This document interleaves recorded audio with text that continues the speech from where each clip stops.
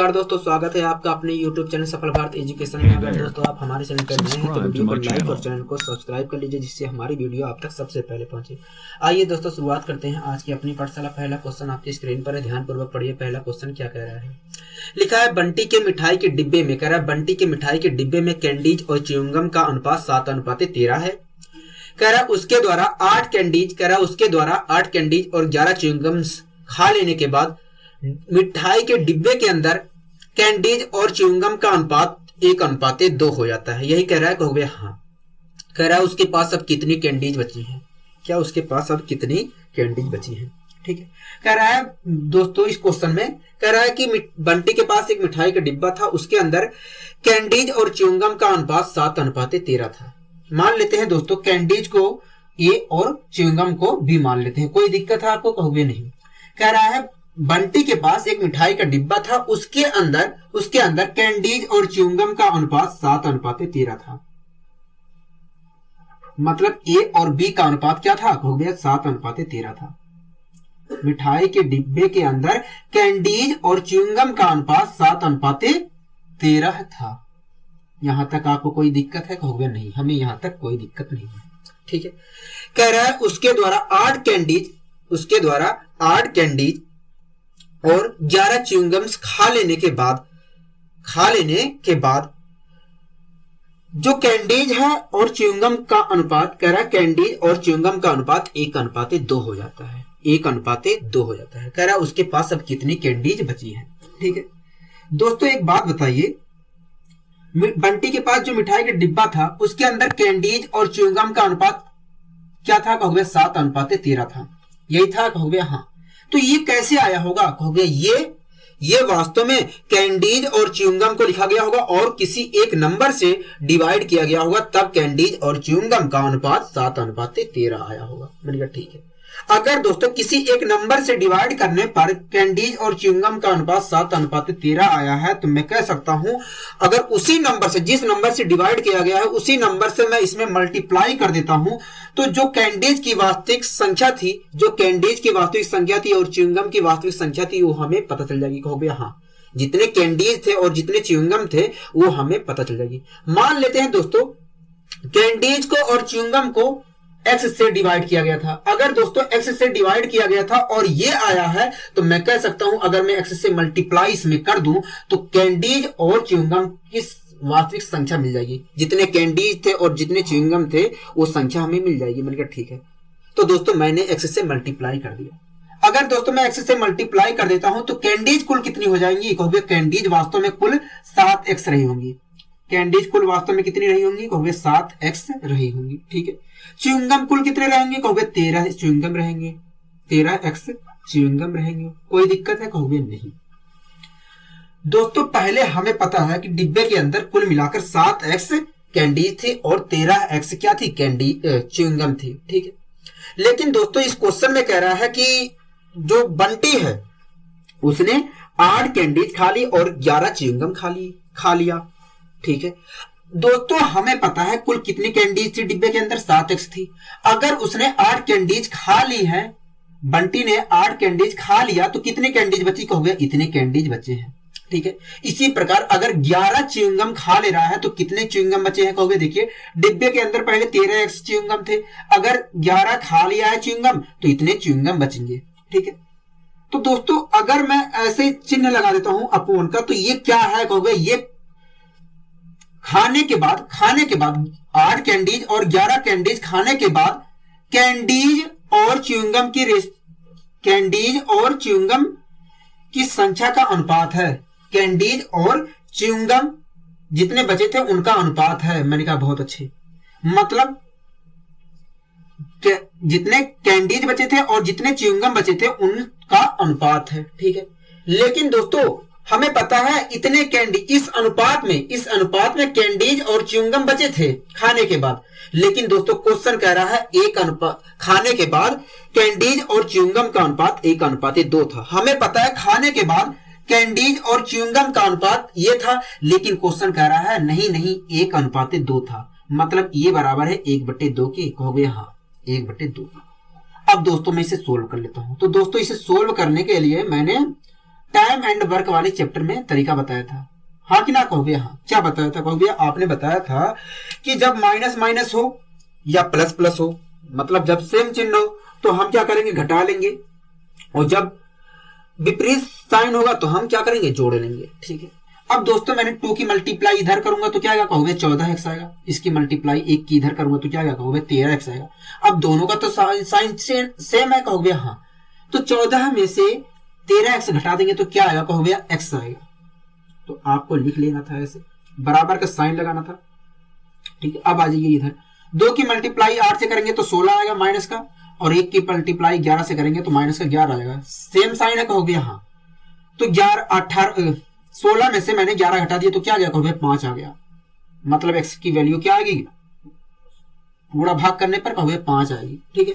हमसे पूछ क्या रहा था कहोगे? हमसे पूछ रहा था कि बताइए उसके पास अब कितनी कैंडीज बची है। ठीक। अगर दोस्तों हमसे पूछ रहा है कितनी कैंडीज बची है, तो आप सबसे पहले ये बताइए कि उसके पास वास्तव में पहले कुल कितनी कैंडीज थी, डिब्बे के अंदर कितनी कैंडीज थी पहले। क्योंकि देखिए डिब्बे के अंदर तो पहले 7x कैंडीज थी, डिब्बे के अंदर कुल मिलाकर 7x कैंडीज थी। अगर मैं x की वैल्यू यहां पर रख देता हूं तो वास्तव में कुल कैंडीज पता चल जाएगी। अगर डिब्बे के अंदर 7x पहले कैंडीज थी तो उस स्थिति में अगर मैं x की वैल्यू यहां पर रख दूंगा x की जगह, तो मुझे जितनी कैंडीज थी डिब्बे के अंदर वो मिल जाएगा। मैंने कहा ठीक है, मैंने उठा के रख दिया।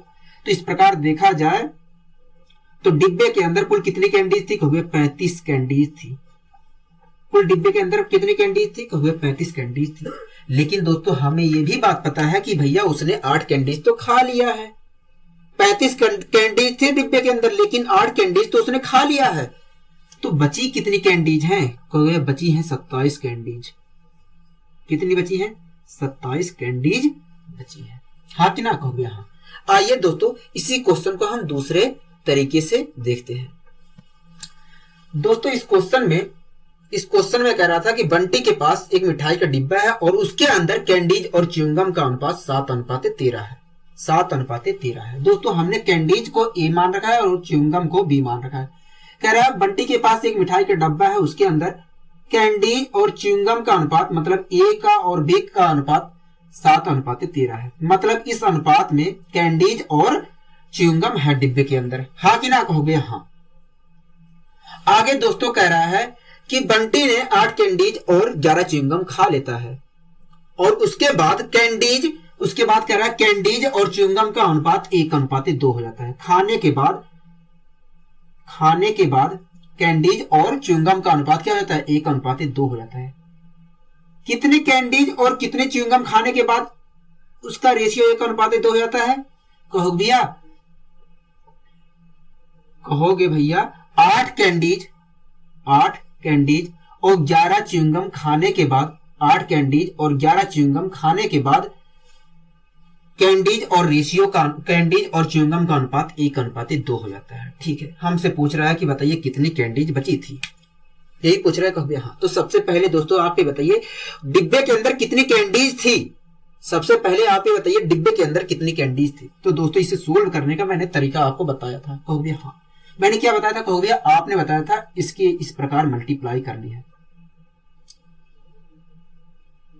और जो आएगा मल्टीप्लाई करनी, इसकी मल्टीप्लाई इससे करनी है, इसकी मल्टीप्लाई इससे करनी है, और जो आएगा मल्टीप्लाई करके उनका डिफरेंस लेना है। 7 दूनी 14, 13 आएगा, और इनके बीच का डिफरेंस क्या आएगा कहोगे? 1 आया। और ये बताया था कि जो डिफरेंस आया उसे बराबर कर देना है। किसके कहोगे? बराबर करने के लिए कहा था इसका मल्टीप्लाई कर और इसका मल्टीप्लाई कर, जो डिफरेंस आएगा उसके बराबर कहा था करने के लिए। ठीक है। 2 की मल्टीप्लाई 8 से कर दिया तो 16 आ गया, 1 की मल्टीप्लाई 11 से किया तो क्या आ गया कहोगे? 11 ही आया। और इनके बीच का डिफरेंस क्या आया कहोगे? 5 आया। तो 1 बराबर कितने की आ गया कहोगे? 5 की आ गया। मतलब 1 यूनिट की वैल्यू कितनी है कहोगे? 5 है। 1 यूनिट की वैल्यू 5 है। कोई दिक्कत है कहोगे? नहीं। कह रहा था उसके पास अब कितनी कैंडीज बची थी। ठीक है। तो दोस्तों सबसे पहले मुझे आप बताइए डिब्बे के अंदर कितनी कैंडीज थी। तो कहोगे देखिए डिब्बे के अंदर कैंडीज की संख्या 7 थी और च्युइंगम की संख्या 13 थी। रेशियो के अनुसार देखूं तो डिब्बे के अंदर कैंडीज की संख्या 7 यूनिट थी और च्युइंगम की संख्या 13 यूनिट थी। हमें पता है दोस्तों 1 यूनिट की वैल्यू क्या है कहोगे? 5 है। ठीक है।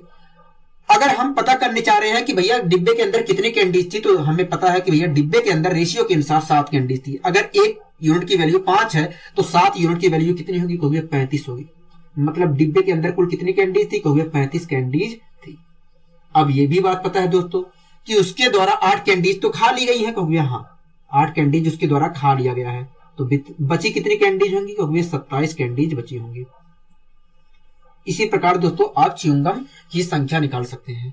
च्युइंगम कितना डिब्बे में था पहले, उसके बाद कितना बचा है, वो भी आप निकाल सकते हैं। कोई दिक्कत, कोई परेशानी? कहोगे नहीं। आइए दोस्तों हम बढ़ते हैं अपने अगले क्वेश्चन की ओर। अगला दोस्तों क्वेश्चन क्या कह रहा है? कहोगे अगला क्वेश्चन कह रहा है युद्ध से पहले किसी सेना में, कह रहा है युद्ध से पहले किसी सेना में टैंक और प्लेन का अनुपात 5:3 था। कह रहा है युद्ध से पहले किसी सेना में टैंक और प्लेन का अनुपात 5:3 था। कह रहा है युद्ध के दौरान 1000 टैंक और 800 प्लेन नष्ट हो गए। कह रहा है उनके पास अब टैंक और प्लेन का अनुपात 2:1 हो गया। कह रहा है कि युद्ध के बाद टैंकों की संख्या क्या होगी? तो दोस्तों आप खुद देख रहे हैं कि ये उसी प्रकार का क्वेश्चन है। पहले कुछ अनुपात और था, पहले कुछ अनुपात था किसी चीज का, उसके बाद कुछ घटना घटने के कारण कुछ और हो गया है। तो इस क्वेश्चन को भी आप उसी मेथड से सोल्व कर सकते हैं, जो अभी को हम करके आ रहे हैं उसी मेथड से आप सोल्व कर सकते हैं। कोई दिक्कत है? कहोगे नहीं। दोस्तों कह रहा है युद्ध से पहले किसी सेना में टैंक और प्लेन का अनुपात 5:3 था। क्या कह रहा है? टैंक और प्लेन का अनुपात क्या था? कहोगे टैंक और प्लेन का अनुपात 5:3 था। 5:3 था। कह रहा है युद्ध से पहले किसी सेना में टैंक और प्लेन का अनुपात 5:3 था। कह रहा है कि युद्ध के दौरान 1000 टैंक और 800 प्लेन नष्ट हो जाते हैं, जिसकी वजह से टैंक और प्लेन का अनुपात क्या हो जाता है? कहोगे 2:1 हो जाता है। कह रहा है युद्ध के बाद टैंक और प्लेन का अनुपात 2:1 हो जाता है। कह रहा है किसी सेना में पहले टैंक और प्लेन का अनुपात 5:3 था। कह रहा है युद्ध के दौरान 1000 टैंक और 800 प्लेन नष्ट हो जाने के बाद टैंक और प्लेन का अनुपात 2:1 हो जाता है। आखिर दोस्तों टैंक और प्लेन का अनुपात 2:1 कब होता है? कहोगे जब 1000 टैंक नष्ट हो जाते हैं और 800 प्लेन नष्ट हो जाते हैं। हाँ कि ना? कहोगे हाँ। हमसे दोस्तों क्वेश्चन क्या पूछ रहा है? कहोगे हमसे पूछ रहा है कि युद्ध के बाद टैंकों की संख्या क्या है। अगर दोस्तों हमसे पूछ रहा है कि युद्ध के बाद टैंकों की संख्या क्या है, तो सबसे पहले आप ये बताइए युद्ध से पहले टैंकों की संख्या क्या थी? युद्ध से पहले जब युद्ध शुरुआत नहीं हुआ था तब टैंकों की संख्या क्या थी? कहोगे देखिए अगर हमें इसे सोल्व करना है तो कुछ इस प्रकार प्रक्रिया अपनानी पड़ेगी। इसकी मल्टीप्लाई इससे करना पड़ेगा, इसकी मल्टीप्लाई इससे करना पड़ेगा। मैंने कहा ठीक है, और जो डिफरेंस आएगा उसे लिख लेना है। 1 की मल्टीप्लाई 5 से किया तो 5 आया, और 2 की मल्टीप्लाई 3 से किया तो क्या आ गया? कहोगे 6 आ गया। और इनका बीच का डिफरेंस क्या आया? कहोगे 1 आया। और जो डिफरेंस आया उसे बराबर करने के लिए किसके कहा था? कहोगे उसे बराबर करने के लिए आपने कहा था कि भैया इन दोनों की मल्टीप्लाई, इसकी मल्टीप्लाई इससे और इसकी मल्टीप्लाई इससे करने पर जो आएगा उनके बीच का डिफरेंस लेने के लिए कहा था और उसे बराबर कर देने के लिए कहा था। ठीक है, 2 की मल्टीप्लाई 800 से किया तो क्या गया? कहोगे 1600। और 1000 की मल्टीप्लाई 1 से किया तो क्या गया? कहोगे 1000। तो इनके बीच का डिफरेंस क्या आया? कहोगे इनके बीच का डिफरेंस 600 आया। तो मैंने 1 बराबर कर दिया 600 के, 1 बराबर कर दिया 600। कोई दिक्कत, कोई परेशानी? कहोगे नहीं। दोस्तों हमें पता है युद्ध से पहले टैंक और प्लेन की संख्या का अनुपात 5:3 था।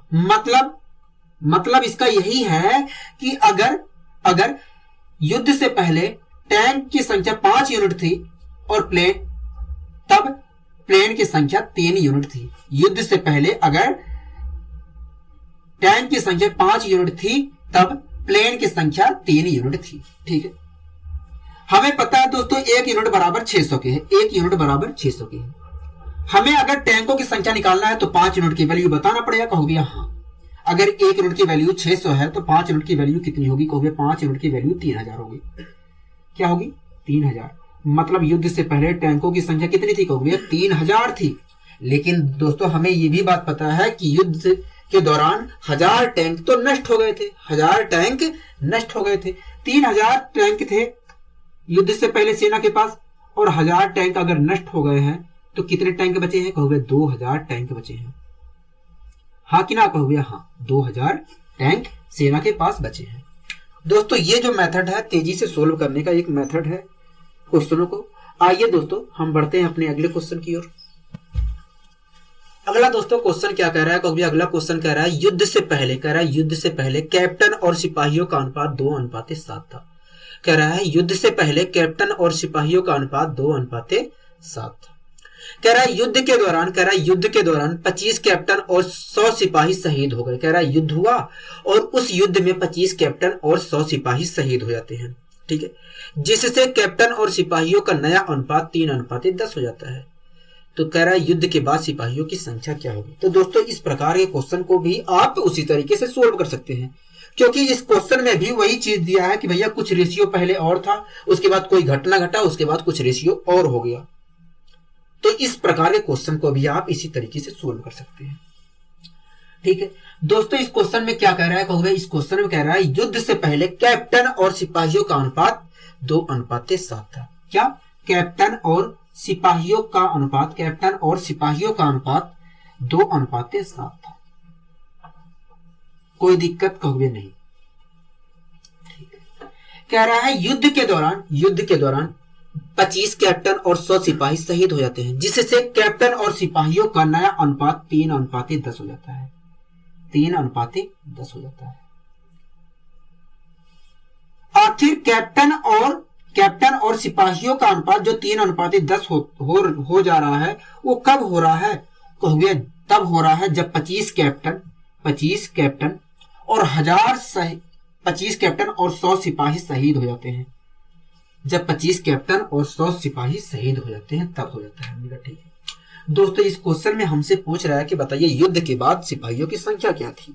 युद्ध के बाद सिपाहियों की संख्या क्या होगी? तो दोस्तों आप सबसे पहले मुझे ये बात बताइए, युद्ध से पहले सिपाहियों की संख्या थी कितनी? युद्ध से पहले सिपाहियों की संख्या थी कितनी? कहोगे देखिए आप सिपाहियों की संख्या पूछ रहे हैं तो इसे सबसे पहले सोल्व करना पड़ेगा। मैंने कहा ठीक है। तो कहोगे आपने बताया था कि इसकी मल्टीप्लाई इससे कर देनी है और इसकी मल्टीप्लाई इससे कर देनी है, और जो डिफरेंस आएगा उसे लिख लेना है। मल्टीप्लाई करने पर दोनों की जो उनके बीच का डिफरेंस आएगा उसे लिख लेना है। मैंने कहा ठीक है। 10 दूनी 20, 7 तिया 21, क्या आया डिफरेंस? कहोगे 1 आया, 1 लिख लिया। अब क्या बताया था? कहोगे अब बताया था कि इसकी मल्टीप्लाई इससे कर देना है और इसकी मल्टीप्लाई इससे कर देना है। मल्टीप्लाई करने पर, दोनों स्थितियों में मल्टीप्लाई करने पर जो आएगा उनके बीच का डिफरेंस इसके बराबर कर देना है, ठीक है, यही बताया था। मैंने कहा ठीक है। तो 3 की मल्टीप्लाई 100 से करूंगा 300 हो जाएगा, और 10 की मल्टीप्लाई 25 से करूंगा तो 250 हो जाएगा, और इनके बीच का डिफरेंस आएगा 50 के, मतलब 1 बराबर 50 के हो जाएगा। कहोगे हाँ। मैंने कहा हाँ। यहां तक कोई दिक्कत है? कहोगे नहीं। दोस्तों एक बात बताइए, पहले युद्ध से पहले कैप्टन और सिपाहियों का अनुपात क्या था? कहोगे 2:7 था। इसका मतलब मुझे समझा दीजिए। कहोगे इसका मतलब यही है कि अगर रेशियो के अनुसार देखा जाए तो इसका मतलब यही है कि अगर कैप्टन की संख्या 2 यूनिट रही होगी तो उस स्थिति में सिपाहियों की संख्या 7 यूनिट रही होगी। रेशियो के अनुसार इसका मतलब यही है कि अगर कैप्टन की संख्या 2 यूनिट रही होगी तो सिपाहियों की संख्या 7 यूनिट रही होगी, ठीक है।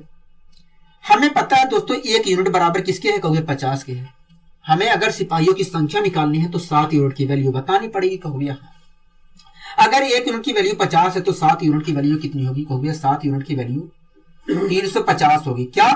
350 होगी। मतलब युद्ध से पहले सिपाहियों की संख्या 350 थी। क्या? 350 थी। लेकिन दोस्तों हमें ये भी बात पता है कि युद्ध के दौरान 100 सिपाही शहीद हो गए थे। कहोगे हाँ। सिपाहियों की संख्या दोस्तों 350 थी, लेकिन जब युद्ध हुआ था तो 100 सिपाही शहीद हो गए थे। 100 सिपाही शहीद हो गए थे। तो सिपाही कितने बचे हैं युद्ध के बाद? कहोगे 250 सिपाही बचे हैं। 250 सिपाही बचे हैं। कोई परेशानी, कोई दिक्कत? कहोगे नहीं। आइए दोस्तों हम बढ़ते हैं अपने अगले क्वेश्चन की ओर। अगला दोस्तों क्वेश्चन क्या कह रहा है, कभी अगला क्वेश्चन कह रहा है रिजवान ने एक बक्से में लाल और नीली कांच की गोलियां रखी है। कह रहा है कि रिजवान नाम का एक लड़का था और उसने एक बक्से के अंदर लाल और नीली रंग की गोलियां रखी थी, लाल और नीली रंग की गोलियां रखी थी कांच की। ठीक है, कह रहा है लाल और नीली गोलियों का जो अनुपात था 5:4 था। मतलब अगर लाल गोलियों की संख्या 5 थी तो नीली गोलियों की संख्या 4 थी। हाँ कि ना कहोगे हम।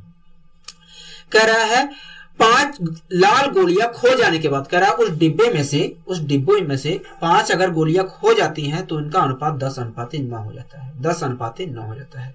ठीक है, कह रहा है उसके पास अब कितनी गोलियां बची थी। तो दोस्तों इसी प्रकार का क्वेश्चन तो ये भी है, इसी प्रकार का क्वेश्चन तो ये भी है, कहोगे हाँ। क्योंकि कुछ समय घटना घटित होने से पहले कुछ अनुपात और था, उसके बाद कुछ घटना घटित हुआ, उसके बाद कुछ अनुपात और हो गया, कहोगे हाँ। अगर ऐसा है तो इस क्वेश्चन को भी हम उसी तरीके से सोल्व कर सकते हैं। हाँ कि ना कहोगे हाँ। दोस्तों इस क्वेश्चन में कह रहा है रिजवान नाम का एक लड़का था और उसके पास एक बॉक्स था और उस बॉक्स के अंदर रिजवान ने रेड और ब्लू कलर की कांच की गोलियां रखी थी, और जो लाल और ब्लू कलर की गोलियां रखी थी वो 5:4 में थी, 5:4 में थी। इसका मतलब मुझे समझा दीजिए कहोगे। इसका मतलब यही, मैंने कहा इसका मतलब यही है कि अनुपातिक वैल्यू के अनुसार देखा जाए तो रेड गोलियों की संख्या अगर 5 यूनिट थी तो ब्लू गोलियों की संख्या 4 यूनिट थी बॉक्स के अंदर। हाँ कि ना कहोगे हाँ। अब आगे दोस्तों कह रहा है 5 लाल गोलियां, कितनी गोलियां 5, कह रहा है 5 लाल गोलियां खोज गई, कह रहा है 5 लाल गोलियां बक्से में से खो गई। ठीक है, कह रहा है जिसके कारण लाल और ब्लू गोलियों का अनुपात 10:9 हो गया, 10:9 हो गया। लाल और ब्लू गोलियों का अनुपात 10:9 हो गया। आखिर 10:9 क्यों हो गया लाल और ब्लू गोलियों का अनुपात? कहोगे इसलिए हो गया क्योंकि 5 लाल गोलियां खो गई थी। हाँ कि ना कहोगे हाँ। अब हमसे पूछ रहा है उसके पास अब कितनी गोलियां बची हैं, उसके पास कितनी गोलियां बची हैं। दोस्तों अगर नीली गोली के साथ कुछ परिवर्तन नहीं हुआ तो आपको लिखना भी नहीं है, कोई दिक्कत है? कहोगे नहीं। कह रहा है कि उसके पास कितनी गोलियां बची हैं। तो सबसे पहले आप दोस्तों बताइए उसके पास पहले कुल कितनी गोलियां थी, उसके पास पहले कुल कितनी गोलियां थी। तो कहोगे देखिए अगर आप ये पूछना चाह रहे हो कि पहले कितनी गोलियां थी तो इसे पहले सोल्व कर लेते हैं। मैंने कहा ठीक है, सोल्व करने के लिए तरीका मैंने बताया था। कहोगे हाँ,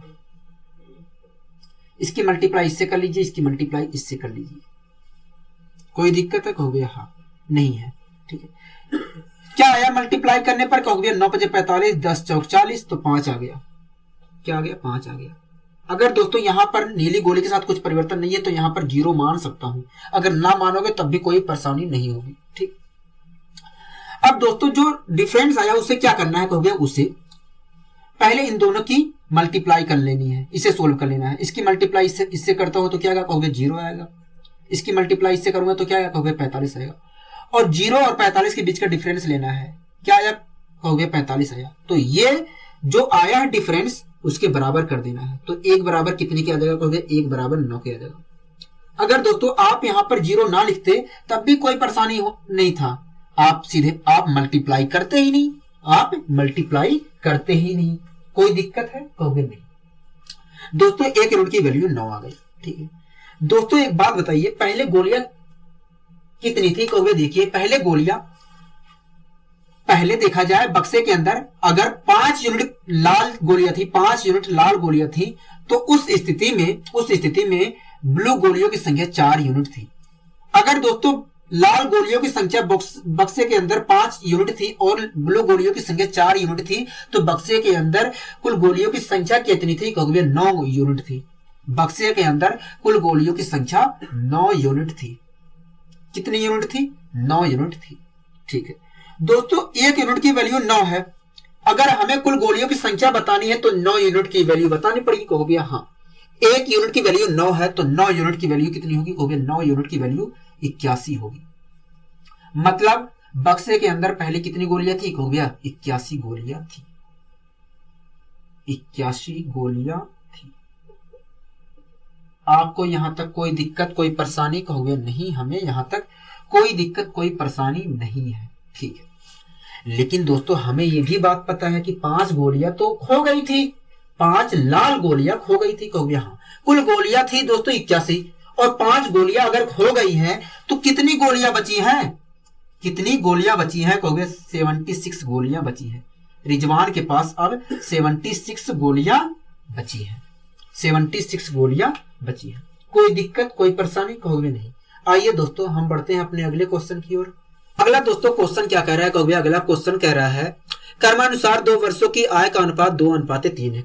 कर्मानुसार 2 वर्षों की आय का अनुपात 2:3 है और व्यय का अनुपात कह रहा है, व्यय का अनुपात 5:9 है। कह रहा है यदि दूसरे वर्ष का आय 45,000 रुपए है और प्रथम वर्ष का खर्च 25,000 रुपए है तो दोनों वर्षों की कुल बचत क्या है, ठीक है।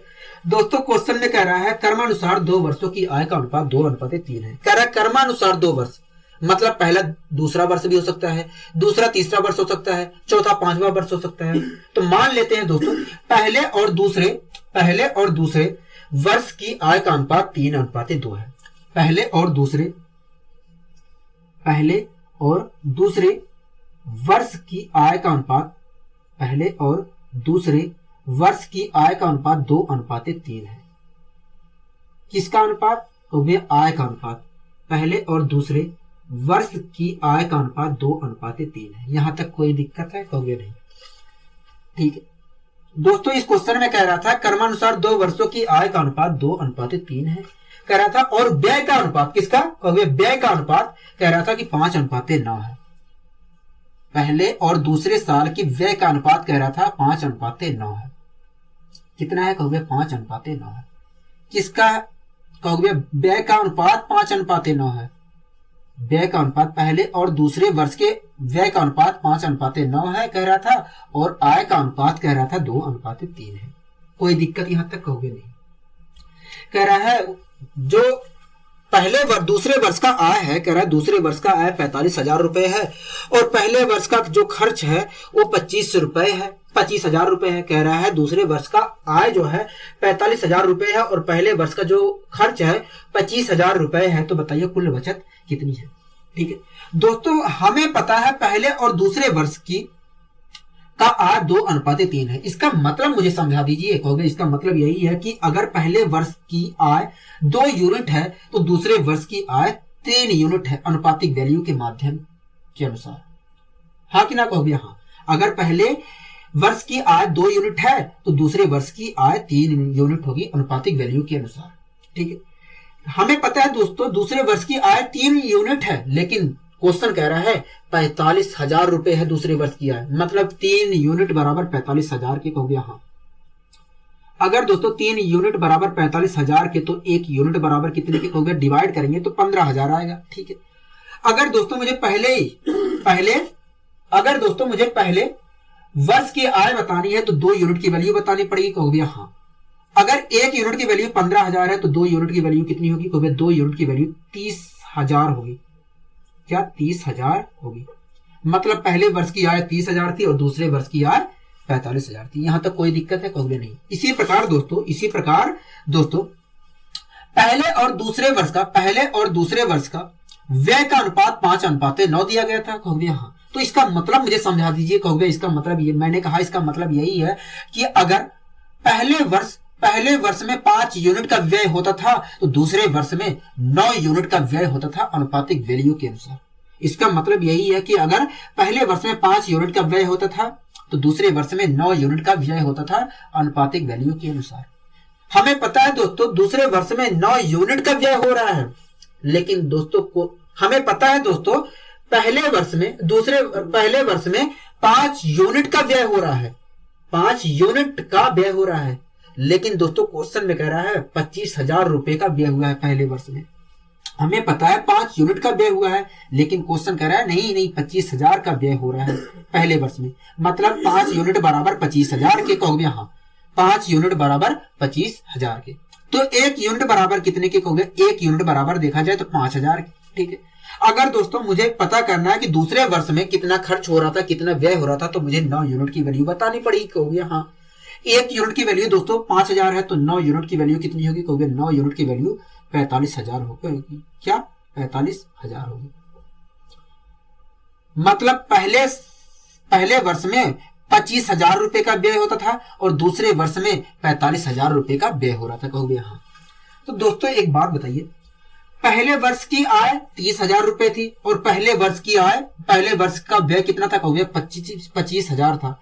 पहले वर्ष में 30,000 रुपए कमाए जा रहे थे और उसमें से 25,000 रुपए खर्च कर दिए जा रहे थे। कहोगे हाँ। तो पहले साल में कुल कितने रुपए की बचत आई? कहोगे 5,000 रुपए की बचत आई है। पहले साल में 5,000 रुपए की बचत आई है।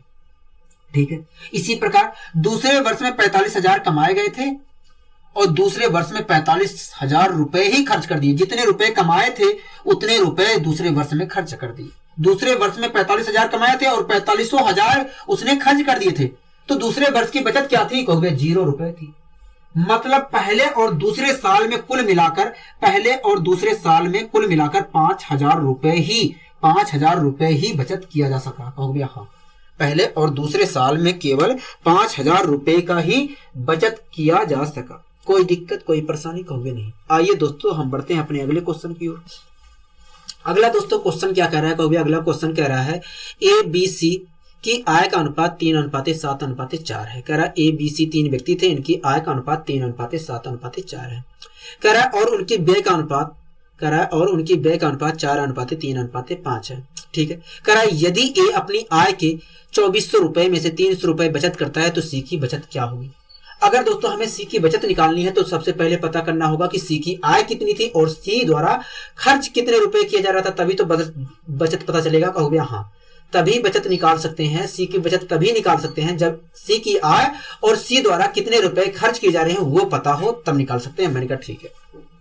ये दोस्तों इस क्वेश्चन में कह रहा था कि 3 व्यक्ति थे। क्या? 3 व्यक्ति थे। कह रहा था 3 व्यक्ति ABC थे। कह रहा ABC 3 व्यक्ति थे। ABC 3 व्यक्ति थे। ठीक है। कोई दिक्कत है? कहोगे नहीं। कह रहा था A, B और C 3 व्यक्ति थे। कह रहा इनकी आय का अनुपात 3:7:4 है। कह रहा है कि ABC 3 व्यक्ति थे और इनकी आय का अनुपात 3:7:4 है। 3:7:4 है। अगर दोस्तों ABC की आय का अनुपात 3:7:4 है तो इसका मतलब मुझे समझा दीजिए। मैंने कहा देखिए इसका मतलब यही है, अनुपातिक वैल्यू के हिसाब से देखा जाए तो इसका मतलब यही है कि अगर A की आय 3 यूनिट रही होगी तो उस स्थिति में B की आय 7 यूनिट रही होगी, C की आय 4 यूनिट रही होगी। हाँ कि ना? कहोगे हाँ। इसी प्रकार दोस्तों कह रहा है और उनकी व्यय का अनुपात, किसकी व्यय का अनुपात? कहोगे ABC जो तीनों व्यक्ति थे उनकी व्यय का अनुपात। कह रहा है उनकी व्यय का अनुपात मतलब ABC की व्यय का अनुपात कह रहा है 4:3:5 है। 4:3:5 है। कह रहा है ABC की व्यय का अनुपात 4:3:5 है। व्यय का अनुपात 4:3:5 है। यहां तक आपको कोई दिक्कत, कोई परेशानी? कहोगे नहीं, यहां तक हमें कोई दिक्कत, कोई परेशानी नहीं है। मैंने कहा बहुत अच्छे।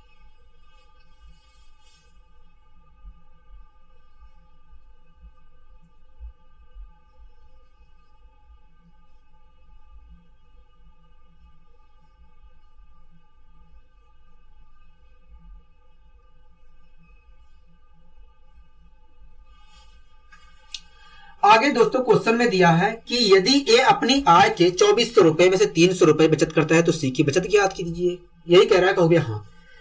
दोस्तों इस क्वेश्चन में दिया है कि ए जो है, ए की आय 2400 रुपए है, उसमें से 300 रुपए बचत करता है। ठीक है दोस्तों, हमें पता है कि भैया ए की तो आय 3 यूनिट है, बी की आय 7 यूनिट है और सी की आय 4 यूनिट है। कहोगे हाँ। और क्वेश्चन में कह रहा है भैया ए की जो आय है वो 2400 रुपए है, उसमें से 300 रुपए वो बचत करता है।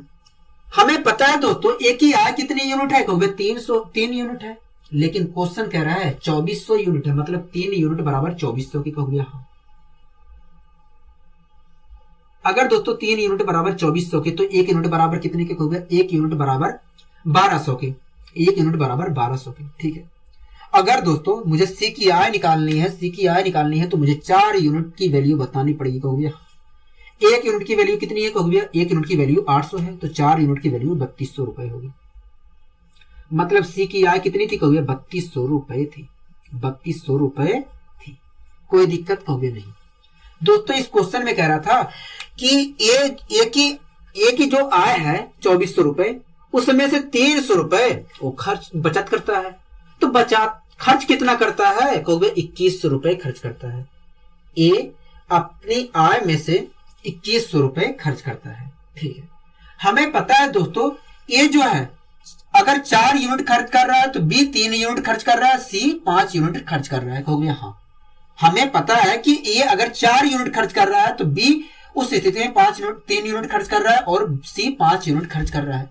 लेकिन दोस्तों क्वेश्चन में कह रहा है ए द्वारा 2100 रुपए खर्च किए जा रहे हैं। हमें पता है ए द्वारा तो 4 यूनिट खर्च किया जा रहा है। अनुपातिक वैल्यू के हिसाब से देखो यहां पर तो ए द्वारा 4 यूनिट का खर्चा किया जा रहा है, लेकिन क्वेश्चन कह रहा है 2100 रुपए खर्च किए जा रहे हैं। मतलब 4 यूनिट बराबर 2100 के कहोगे? हाँ। अगर 4 यूनिट बराबर 2100 के तो 1 यूनिट की वैल्यू कितनी होगी कहोगे? 1 यूनिट की वैल्यू निकाल लेते हैं। 4 पंचे 20, मैंने कहा हाँ। आगे भाग देंगे 10 में, 4 दूनी 8 कहोगे? हाँ। उसके बाद 4 पंचे 20, 4 पंचे 20, ठीक है। 4 दूनी 8, 4 पंचे 20। 1 बराबर कितने के कहोगे? 1 बराबर 525 के, 1 बराबर 525 के, ठीक है।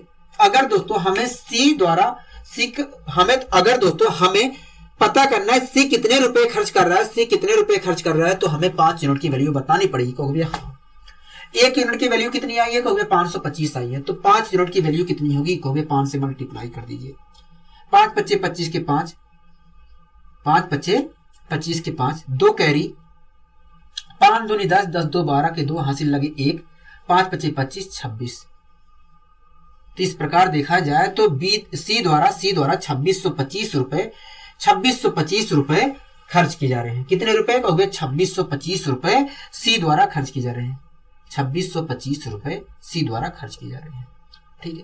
तो दोस्तों एक बात बताइए, सी द्वारा कमाया कितना जा रहा था कहोगे? सी द्वारा 3200 रुपए कमाया जा रहा था और उसमें से 2625 रुपए अगर सी द्वारा खर्च किया जा रहा है, 3200 रुपए वो कमा रहा था और उसमें से अगर वो 2625 रुपए खर्च कर दे रहा है तो उसकी बचत कितनी की होगी? उसकी बचत कितने की होगी कहोगे? 5, 9 में से 2 गए 7 और 11 में से 6 गए 5। तो इस प्रकार देखा जाए तो वो 575 रुपए की बचत कर रहा था। सी द्वारा बचत जो किया जा रहा था वो 575 रुपए की जा रही थी। हाँ कि ना कहोगे? हाँ, सी द्वारा 575 रुपए का बचत किया जा रहा था। कोई दिक्कत कोई परेशानी कहोगे नहीं। आइए अगला दोस्तों क्वेश्चन क्या कह रहा है कहोगे? अगला क्वेश्चन कह रहा है वसीयत के अनुसार, कह रहा है वसीयत के अनुसार 11,50,000 रुपए की संपत्ति को, कह रहा है कि वसीयत के अनुसार 11,50,000 रुपए की संपत्ति को पुत्र और पुत्री के बीच में 2/3 अनुपाते 5/4 के अनुपात में बांटा गया है। कह रहा है वसीयत के अनुसार 11,50,000 रुपए की संपत्ति को पुत्र और पुत्री के बीच में 2/3 अनुपाते 5/4 के अनुपात में बांटा गया है। तो पुत्र को कितना हिस्सा, मतलब कितने रुपए मिले हैं, लाख में बताना है कितने रुपए मिले हैं, ठीक है। दोस्तों इस क्वेश्चन में कह रहा है कि 11,50,000 रुपए की संपत्ति थी। कह रहा है 11,50,000 रुपए की संपत्ति थी। कह रहा है इस संपत्ति को एक व्यक्ति ने अपने पुत्र और पुत्री के बीच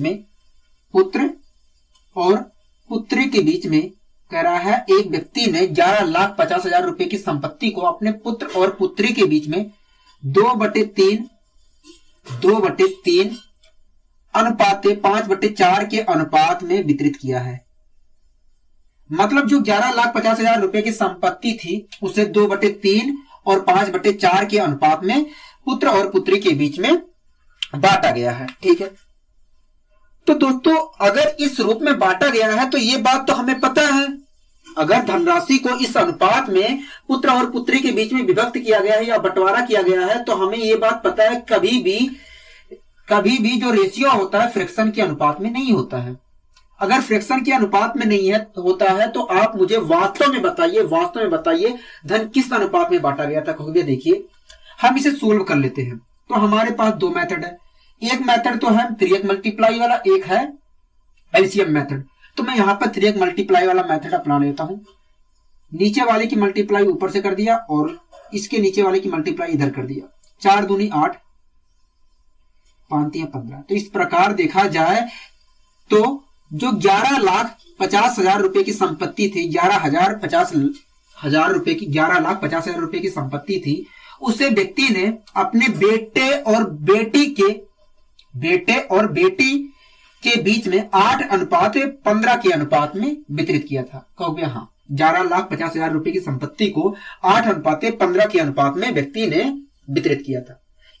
इसका मतलब क्या है? कहोगे इसका मतलब यही है, इस आनुपातिक वैल्यू के माध्यम से इसका मतलब यही है कि अगर बेटे को 8 यूनिट पैसा मिला है संपत्ति में से, तो उस स्थिति में बेटी को 15 यूनिट पैसा मिला है।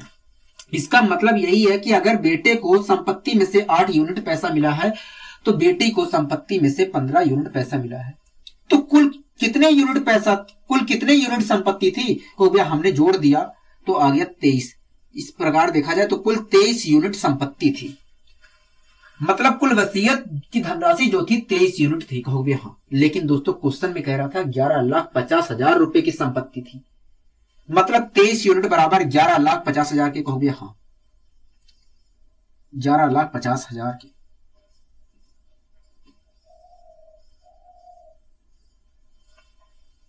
कोई दिक्कत है आपको यहां तक? कहोगे नहीं। अगर दोस्तों मैं 1 यूनिट की वैल्यू निकालूं तो कहोगे 1 यूनिट की जो वैल्यू आएगी,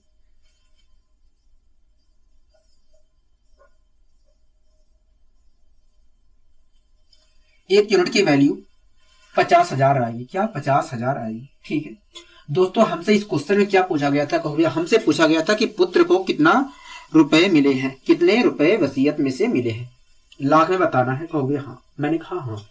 तो दोस्तों आप एक बात बताइए, पुत्र को कितने रुपए वसीयत में मिल रहे थे? वसीयत में पुत्र की हिस्सेदारी कितने यूनिट की थी? कहोगे 8 यूनिट की थी।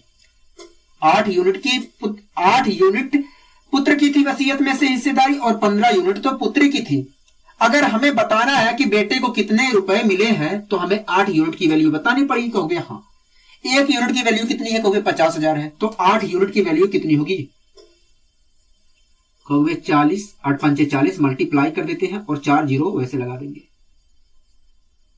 तो इस प्रकार देखा जाए तो पुत्र को कितने रुपए वसीयत में से मिले होंगे? कहोगे 4 लाख रुपए मिले होंगे। क्या? 4 लाख रुपए मिले होंगे वसीयत में से। वसीयत में बेटे की हिस्सेदारी 4 लाख रुपए की थी। कितने रुपए की? 4 लाख रुपए की थी। आज के लिए दोस्तों बस इतना ही। मिलते हैं अगली वीडियो में। नमस्कार।